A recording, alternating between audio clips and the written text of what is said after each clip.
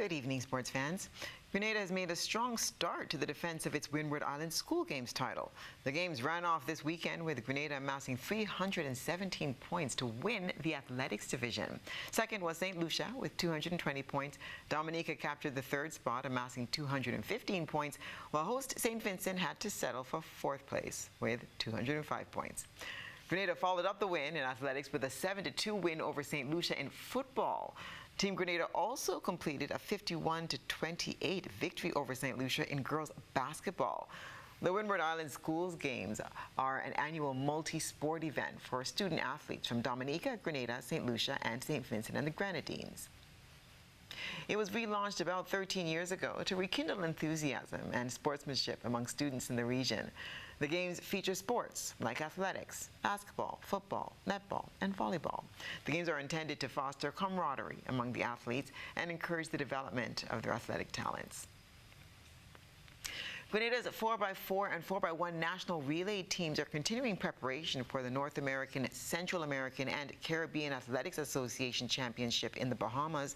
The North American, Central American, and Caribbean Championship is a continental track and field athletics event organized by the North American, Central American, and Caribbean Athletic Association.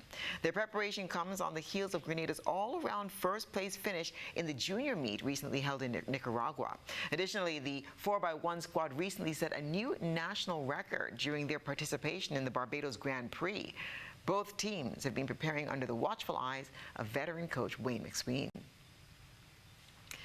Casey Carty has replaced Evan Lewis in the West Indies squad ahead of the fifth and final T20 International against Australia. Lewis, who didn't make an appearance in the first 4 games of this series, has returned home to Trinidad and Tobago due to injury. Carty made his T20 International debut for the West Indies against Ireland in June of this year, scoring 49 off 22 balls to help the West Indies pile on a massive 256 for 5 in their 20 overs, setting up a 62-run win at the Breedy Cricket Club. Lewis led the scoring for the West Indies that day with 191.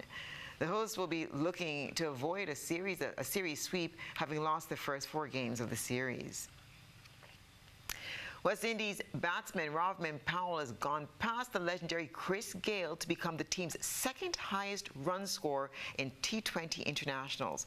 Powell reached the milestone during the 4th T20 International against Australia at the Warner Park in Basseterre on Sunday.